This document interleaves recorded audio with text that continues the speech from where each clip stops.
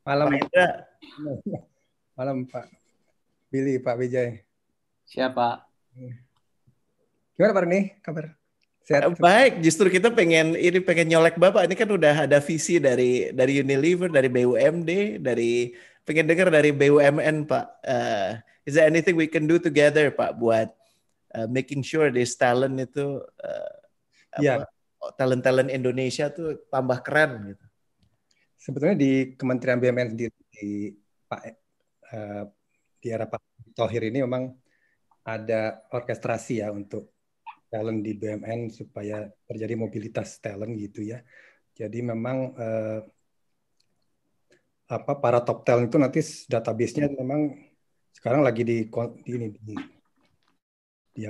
dipadukan begitu saya menjadi sebagai database talent dari BUMN yang tadi sama seperti Pak Wijaya. Kita siap mobility kemana saja gitu, kayak talentnya BRI ya kita serahkan top talentnya gitu, nanti yang lain juga, dan di situ diharapkan ya terjadi lah ya pengkayaan tugas dan juga perputaran supaya juga tadi kolamnya jadi makin besar gitu. Dan memang ada bahkan yang menarik ini culture-nya pun culture secara umumnya itu values-nya disatukan gitu. BUMN ini juga baru ya, fenomena baru saya rasa.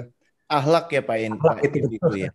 Ya, Masya Allah. tapi meskipun nanti masing-masing tentu punya interpretasi. Ya, tentu masing-masing punya challenge-nya sendiri. Nah, pasti ada penerjemahan dari bagaimana ahlak untuk BRI nanti jadinya seperti apa ya untuk bagi BRI penerjemahan itu begitu ya nanti BUMN lain juga begitu. Nah, memang talent jadi tentu talent salah satu agenda pertama dan utama lah ya bagi karena kita tahu nggak ada masalah.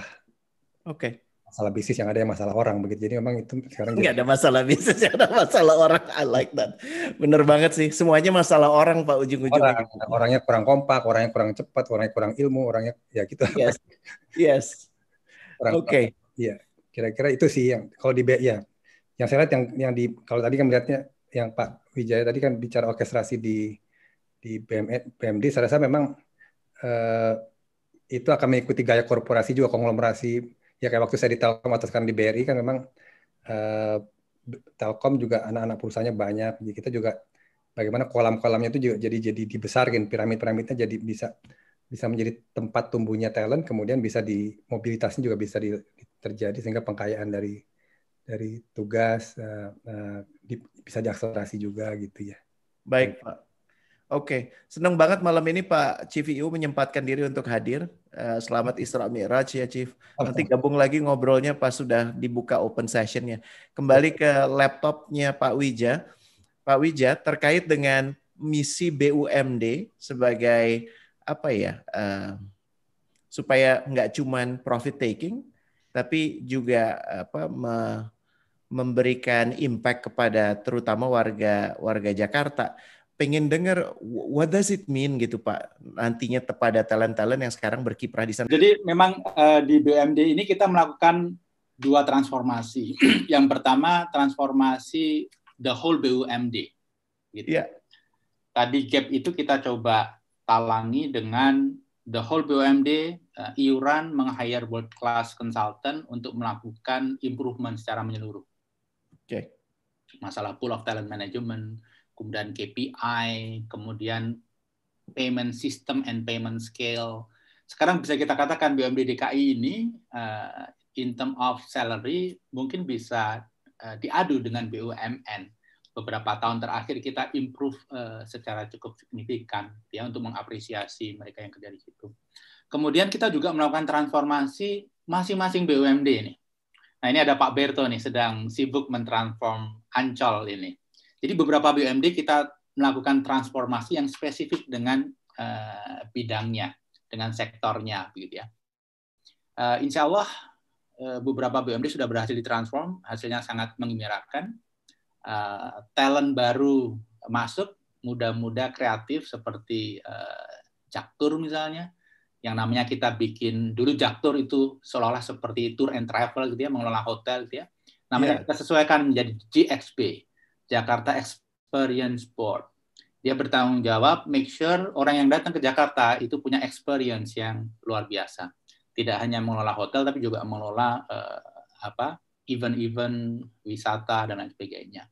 Nah, ternyata dengan cara ditransform, ganti logo, pindah kantor dengan desain yang mirip kantornya Google, itu yang talent itu pada datang gitu. Dan mereka sangat kreatif gitu ya. Ini Pak Manel nanti akan lihat kalau sudah ketemu mereka. Gitu. Nah, jadi ini satu hal yang membuat kita sebenarnya juga sangat optimis transformasi ini akan berhasil sukses gitu. Nah, transformasi yang lain ini satu yang menarik gitu ya. Transformasi yang lain kita lakukan di BUMD adalah menata bisnis. Karena kalau kita lihat sekarang ini ada 13 BUMD. Kalau dengan anak perusahaannya mungkin sekitar 35. Total aset 100 triliun lebih gitu ya. Book value. Market value mungkin 450 atau 500 triliun total gitu ya. Tapi bisnis yang mereka miliki satu BUMD dengan yang lain itu banyak kemiripannya gitu. Karena mereka mempunyai bisnis dalam sejarahnya bukan saja karena mereka punya desain, bukan karena mereka punya plan, tapi karena di-drag oleh situasi. Yang lobby, invest di sini, akhirnya masuk ke situ. Kemudian deal dengan private sector, one prestasi, akhirnya dikasih aset gitu ya. Jadi banyak BUMD itu mengelola hal yang sama. Instead of kolaborasi, mereka itu kompetisi. Nah, salah satu yang kita lakukan, sekarang ini kita sedang membuat GV, subholding. Jadi beberapa BUMD yang punya irisan, bisnis yang beririsan itu dilempar ke GV. Nah, ternyata ini solusi yang bagus, plus karena bentuknya GV di bawah BUMD, dia tidak terlalu tergantung kepada regulasi, sebentar-sebentar lapor ke DPRD, begitu. Jadi GV subholding ini sebenarnya justru menjadi motor gitu, karena mereka bisa berbehavior seperti private sector. Nah, ini yang rekan-rekan nanti akan lihat ada transformasi luar biasa di sektor transportasi. Kita sedang bikin GV sehingga moda transportasi nanti seluruh Jabodetabek terintegrasi. Kemudian ada GV lagi yang mengintegrasikan tarif dan tiket. Insya Allah nanti tahun depan akan lihat. Looking forward for that. Lebih enak. Lupa pertanyaan intinya tadi apa? Pertanyaan intinya sudah paling tidak terjawab Pak, untuk menggoda mereka yang sekarang masih di luar pagarnya BUMD untuk paling tidak mempertimbangkan BUMD. Sekedar mengatakan ke Pak Willy, kalau saya ketemu semua orang yang di Unilever atau pernah di Unilever, I sense ada similarity, which is number one is what I feel is intensity. Semua yang di Unilever tuh intense gitu. They don't just berseloroh gitu, enggak, very intense. Dan kedua, alhamdulillah I find them to be all of them itu people of commitment. When they say they come, they come. And the third, I think tadi saya menemukan satu kata yang menggambarkan itu ya. Order. Jadi there's always order and they're very sequential gitu. Jadi ada 1, 2, 3 gitu ya. Dan ini menarik gitu. I just before everyone can ask question, is that intentional dibuat seperti itu, dan how do you make it work sehingga semuanya bisa punya kesamaan itu? I know you said you're looking for character. Tapi kemudian untuk menempa itu menjadi semua orang yang kita temui kok kayak begitu. At least to me, I've met a lot of Unilever people. Itu gimana Pak ceritanya? Masih mute Pak Willy. Jadi kalau again not an easy questions, tetapi mungkin jawabannya salah satu contoh saya akan pakai dengan contoh. Jadi contohnya yang kita punya itu adalah manusia itu mempunyai karakter, mempunyai value yang berbeda-beda gitu ya, concernnya ya. Tapi kita mengajarkan kepada team leaders dulu what is it that we can consider for you for your own team. Jadi misalnya 2 minggu ke depan kami akan ada leadership huddle. Jadi the top 50 of the company akan ada meeting setiap 2 minggu, setiap 1 jam selama 2 minggu sekali, just to check in, memastikan well-being of people salah satunya, tapi juga cascade business agenda. Nah, the next ini temanya adalah mengenai line manager effectiveness di team management. Jadi hal-hal seperti itu kita ajarkan gitu concernnya. Jadi misalnya nanti temanya itu adalah ada 3. Satu tema mengenai misalnya saya ingat-ingat lagi temanya adalah team manifesto. Salah satu tema dari 3 tema yang akan kita usung the next weeks itu adalah kita ingin mengajarkan kepada leaders di saat pandemi ini selain juga berempati, start with empathy gitu ya, karena performance can be driven through empathy juga gitu. Itu adalah salah satu kunci bahwa you can select leaders. Sebetulnya nanti kita bisa bahas lagi can you not select leaders to your initial question. Sebetulnya jadi kita mengajarkan line managers start dengan empathy. Jadi salah satu topik yang akan kami ajarkan 2 minggu ke depan ini adalah mengenai team manifesto. Apa sih team manifesto? Jadi kita akan mengajarkan kepada pemimpin-pemimpin, if you want kalau kamu ingin anak buah kamu di tim kamu itu committed, align dengan tujuan dari tim, tapi juga saling mengerti satu sama lain, bagaimana bekerja sama dan berkolaborasi. Ini ada toolnya loh. Jadi ada line manager tools namanya itu. Nah, line manager itu kita ajarkan namanya team manifesto. Apa itu team manifesto? Team manifesto itu adalah cara di mana line manager bisa self-facilitating, mengundang semua anak buah, membuat manifesto. Oke, di saat pandemi ini bagaimana kita agree untuk bekerja secara dari rumah 100%. Tanpa manifesto, orang itu bisa kemana-mana itu, Coach Rene. Tapi dengan manifesto kita harapkan renew manifesto. Ada pelibatan dan ini dikasih tahu cara pelibatan semua. Betul. Dengan demikian anak-anak itu diharapkan oke, si tim A punya manifesto, start meeting selalu jam sekian, setelah jam sekian tidak boleh ada meeting ya, jangan ada yang undang meeting setelah jam 6 sore. Keren. Kalau di saat lunch jangan ada meeting ya. Nah, hal-hal seperti itu diajarkan Coach Rene. Jadi misalnya di board of directors pada saat awal pandemi juga bikin tim manifesto. Salah satunya masih dilakukan sampai sekarang. Misalnya kita komit bahwa the earliest meeting itu jam 8 pagi. Jangan ada yang undang lebih pagi dari jam 8 pagi. Walaupun semua dari rumah, respect their time juga gitu. Jadi kalau ada waktu lebih dengan keluarga olahraga, biar mereka pakai itu. Jadi meeting start jam 8 pagi, tidak boleh lebih early. Jam 12 sampai jam 1 itu diblok oleh company, nggak boleh ada meeting. That's your break time. Kemudian kita bilang meeting tidak boleh start mulai dari jam 6 sore. Jadi meeting ends jam 6 sore. Jadi something like that. Tapi tools itu kita ajarkan gitu Coach Rene mengenai kepada team leaders. Jadi small things build over time sehingga terbentuk sih. Menurut saya itu sih Coach Rene, dan saya sebagai leaders juga I hate kalau orang disrespectful of somebody else's time. Saya paling benci kalau meeting nggak tepat waktu, Coach Rene, terus terang. Yeah. Karena saya appreciate everyone's time, karena I appreciate your session selalu tepat waktu, tapi juga appreciate kita janji sampai jam sekian ya. Kalau lewat jam sekian kita permisi dulu, ini kayaknya exciting, mau perpanjang nggak? Jadi things like that harus diajarkan dan ditularkan, Coach Rene. Hal-hal yang begitu tuh, orang Indonesia tuh yang pinter banyak, yang punya karakter bisa lebih banyak lagi gitu kan. Sebenarnya kan gini ya, itu it goes without saying, itu udah ada, tinggal masalah bagaimana kita mau menyampaikan secara lugas, menyepakati secara terbuka, dan akhirnya tidak mangkel sendiri gitu. Iya, that's awesome. Oke, Pak Willy tadi udah diingatkan. Kita kan sebenarnya jam 9 berakhir, tapi ingin menanyakan kepada bapak-bapak berdua, apakah Pak Willy dan Pak Wija ridho untuk diperpanjang? Saya menduga kira-kira banyak sekali pertanyaan, 20 menit, paling lama 30 menit. Sangat ridho, insya Allah saya nggak kemana-mana. Oke, alhamdulillah, terima kasih.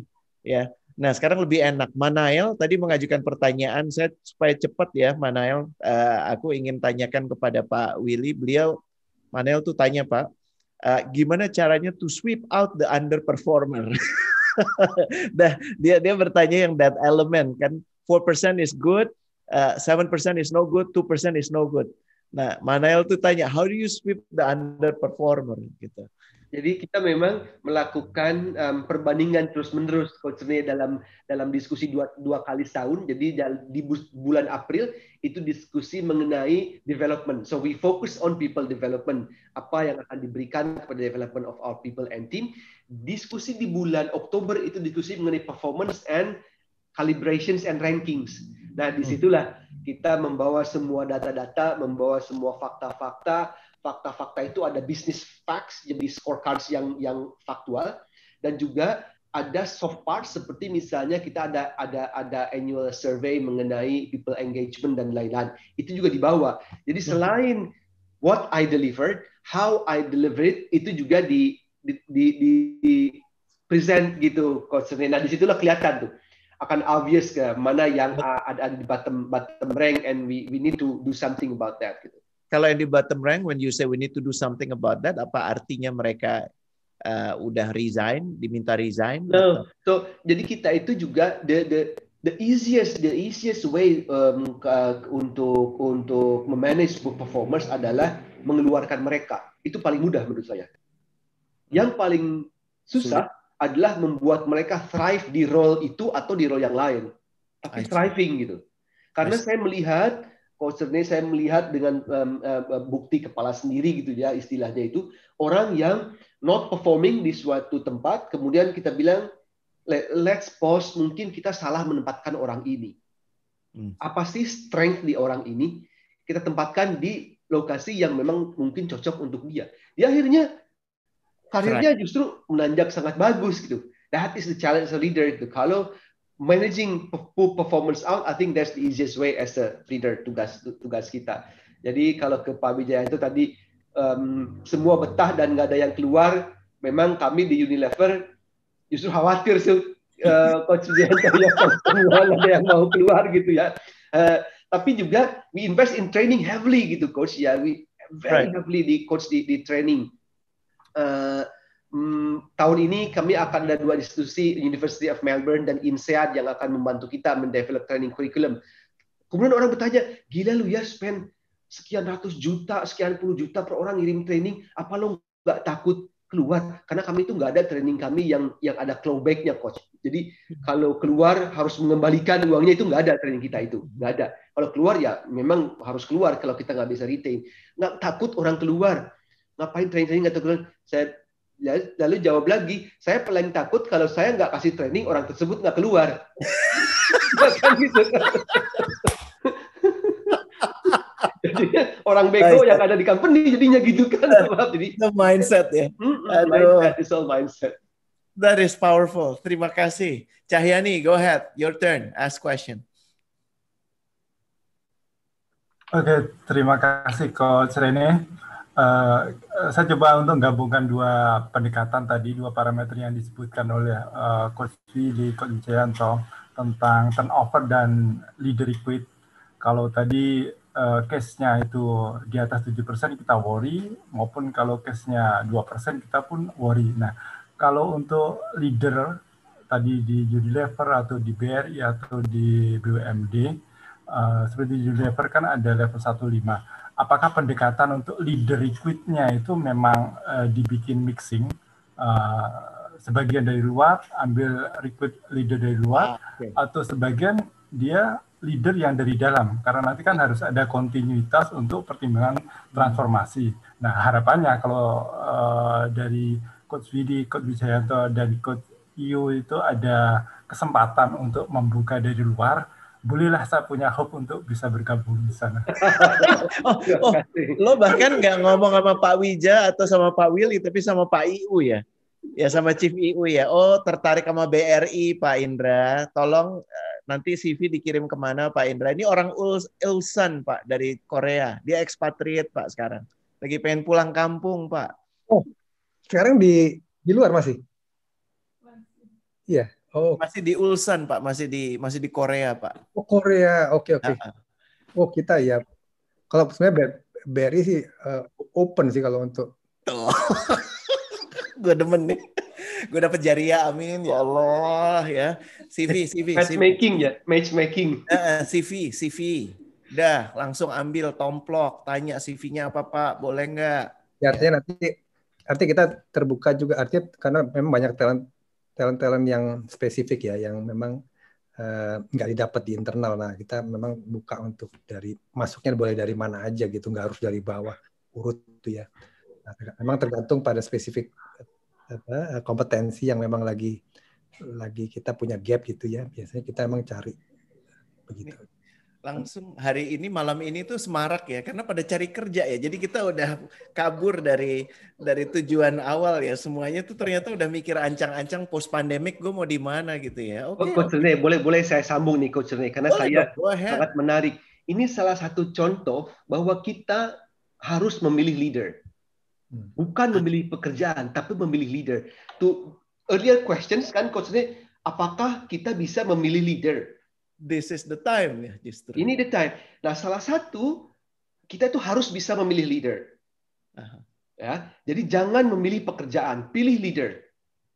Karena kalau kita mempunyai bekerja dengan leader yang kita tahu baik dan kita bekerja dengan dia, a good leader atau a good boss, walaupun perusahaannya itu mediocre, dia akan selalu protect you. Walaupun perusahaannya biasa-biasa aja, tapi kalau your boss is a good leader, maka dia akan protect and support you gitu. Kemudian, tapi kalau kita mempunyai bad boss gitu di good company, sebutlah company-nya ABCD gitu ya, wah bagus banget. Tapi bad boss, you will be frustrated. Ya. Dan you will be demoralized karena dianggap bodoh sekali begitu gitu ya. Itu bad boss in the good company. Kemudian bisa juga kita ada a good boss in a good company. Nah, itu ideal kan? Then he will help you to unlock potentials. Yang barusan dilakukan oleh Mas Syahni exactly what to do. Lalu bagaimana saya melakukannya? Satu, networking. What we're doing right now. Pilih-pilih nih siapa sih bos-bos di sini yang saya ingin bekerja. What he's doing right now is really practicing that one.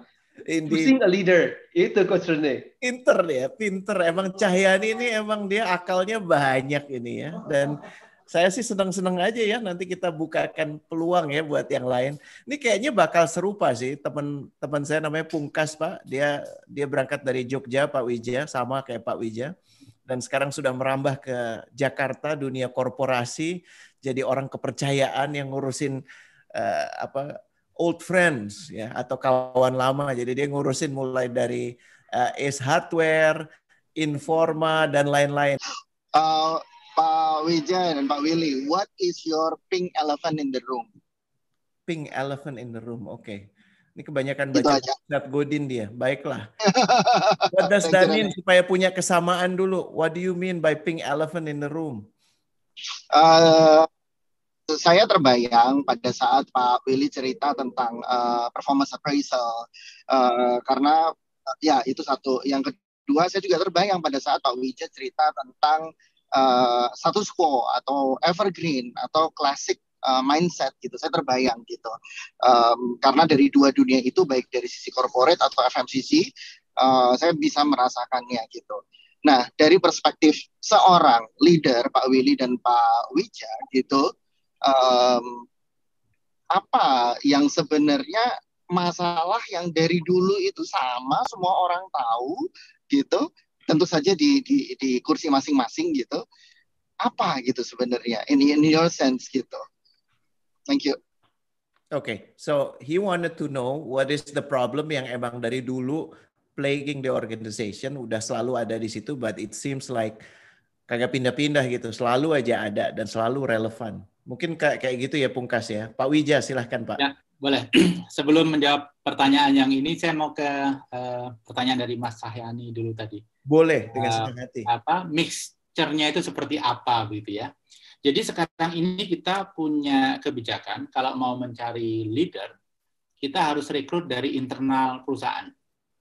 Kalau nggak ada, baru dari sesama BUMD. Kalau nggak ada, baru dari luar. Tapi surprisingly, mixture-nya itu kira-kira 50% dari luar. 50% dari dalam atau dari sesama BUMD. Jadi dengan cara seperti itu kita dapat injeksi orang-orang baru, kreatif tapi harus adaptif. tapi juga sustainability dari mimpi karyawan itu terjaga gitu. Saya kerja di sini, saya ada peluang kok untuk naik tangga begitu. Jadi mixture-nya kira-kira seperti itu. Dan dulu kebudayaannya kalau mau rekrut direktur itu langsung aja ditaruh gitu. Rekrutmen secara terpisah, taruh. Sekarang kita merubah supaya kolik punya peran untuk memilih koliknya, bawahan punya peran untuk memilih leaders-nya, kita dengar mereka. Jadi merekrut direksi begitu ya, dirut kita ajak untuk terlibat, menginterview dalam Sebelumnya nggak pernah ya Pak Wijaya? Dulunya kadang-kadang dirut tahu kalau ada direktur baru itu ya ketika akan dikeluarkan SK gitu. Kemudian dirut, seleksi dirut kita libatkan komod gitu. Jadi proses seperti ini sangat membantu ternyata. Termasuk karyawan-karyawan inti itu selalu kita dengarkan. Sebenarnya ekspektasi dia itu leader seperti apa. Nah, Pink Elephant, menurut saya ini masalah mindset gitu ya. Sudah cukup, company ini nggak akan bangkrut, nggak ada kompetisi, setiap tahun dapat gelontoran uang dari APBD gitu ya. Run the business berdasarkan uang itu begitu ya. Sehingga nggak ada challenge begitu ya. Kemudian KPI mereka sendiri yang susun gitu ya. Semua angkanya E begitu. Kemudian kepuasan publik, kepuasan konsumer mereka juga yang susun gitu ya, sehingga semuanya nilainya bagus gitu ya. Nah ini kita coba reform. KPI disusun oleh world class consultant. Kemudian customer satisfaction survey juga dilakukan oleh world class consultant. Jadi akan terukur betul gitu ya. Jadi kita perlu carrot and stick. Zaman dulu nggak ada carrot, nggak ada stick gitu ya. Semua status quo. Nah seperti tadi sudah disinggung di depan, air itu kalau tidak bergerak pasti keruh kan makin lama gitu ya. Nah ini yang coba kita dinamisir dengan meng-create likuiditas career path gitu ya antar BUMD yang baru masuk ke dalam. Bahkan talent-talent terbaik kami itu banyak hijack BUMN gitu. Itu Pak Indra tuh. Ini Pak Willy ketika talent terbaik kami di hijack oleh BUMN, to some extent that's good news gitu loh. Oh, that's good news ya Pak ya. To some extent gitu ya. Artinya diperhitungkan di level nasional talent-talent kami. Tapi kita balas juga, kita sering hijack dari BUMN. Gitu. Okay, Pak Willy, what about your Pink Elephant? Any thought of that? Ya, kalau kami saya rasa kita itu seringkali as an employee itu take it for granted. We've been di Indonesia itu 87 tahun gitu ya. Dan 87 tahun. 87 tahun dan kita mungkin has become an elephant yang larinya itu udah nggak bisa lari lagi gitu ya. Jadi kita ingin bagaimana the pink elephant itu adalah bagaimana really an elephant yang lari secepat cheetah atau ya binatang yang paling cepat larinya lah. Jadi tetap besar tetapi bisa cepat lari gitu. Jadi kan kalau katanya kan sekarang yang menang itu bukan binatang raksasa yang memakan binatang-binatang kecil lain, tetapi yang menang itu adalah binatang kecil-kecil yang agile, yang nimble, yang fleksibel gitu. Jadi the challenge adalah bagaimana kita move away dari kepuasan bahwa we've been here 87 years dan no one will able to answer kenapa kita nggak akan di sini 87 the next 87 tahun lagi. Jadi the challenge adalah we want to be relevant untuk next, tetapi juga agile, nimble gitu karena the change and perubahan environment adalah salah satu yang pasti gitu ya coach ya. One thing that I must say I'm seneng banget gitu ya when you start the initiative untuk isilah botol shampoo-mu, botol sabunmu, you don't need to throw it ya, dan nanti kami akan datang ke area di apartemen gitu, and we love that initiative so much and hope itu bisa juga bantu pengentasan problem plastik, problem sampah. Do you have any question terkait dengan insight dari mengelola binatang kemudian dibawa ke manusia mungkin? Iya, paling kalau yang aku rasain tadi dengar dari awal miss banget karena salah satu yang kita alamin di Von Allen itu Pak, turnover-nya itu benar-benar kecil gitu. Jadi memang kita nggak terlalu banyak kan, karyawannya sekitar 50-an, tapi turnover-nya masih sangat kecil ya. Intinya sih I have to learn more dari bapak-bapak di sini gitu. Biar talent pool-nya berkembang terus. Basi, udah basi. Coach Rene tentang turnover itu saya ingat pada saat capital market itu sedang booming-boomingnya. Saya dulu investment bankers ya. Yeah. Investment bankers yang US based, terutama di kantor yang di Amerika, itu setiap tahun itu mem-PHK 10% underperform ranking terburuk. Setiap automatically. Tahun. Iya, 10% keluar. Model Jack Welch gitu ya Pak ya. Jadi yang di bawah bahkan dihilangkan gitu. Iya, tapi mungkin untuk company di dunia yang sangat kompetitif seperti itu make sense ya. Tapi kalau di sektor yang lain rasanya kurang memungkinkan. Very nice. Oke. Jadi ada yang mengatakan tadi Pak Willy, even 10% is not enough gitu, should be higher gitu. Kalau Bapak tadi kan angkanya 7% ya sama 2%. I'm going to let Pak Wija dan Pak Willy ngobrol. If you have any question to each other, supaya saya bisa istirahat dan kawan-kawan yang ada di sini bisa memantau gitu. So please, ya ini dua orang yang dari kutub yang berbeda, tapi menarik sekali mendengar pembicaraan dari bapak-bapak berdua ini. Iya. So, silahkan. Jadi ini aja, tadi saya lupa ada pertanyaan dari Coach Rene yang malah nggak saya jawab gitu ya, tentang peran sosial sekaligus mencari profit gitu ya. Ya. Dari BUMD. Jadi kalau kita lihat visi DKI ini kan simpel ya, seperti yang selalu dikatakan Pak Gub, memajukan kota dan membahagiakan warga, gitu ya. Jadi itu yang memang harus dijadikan target dan value utama dari masing-masing BUMD, gitu.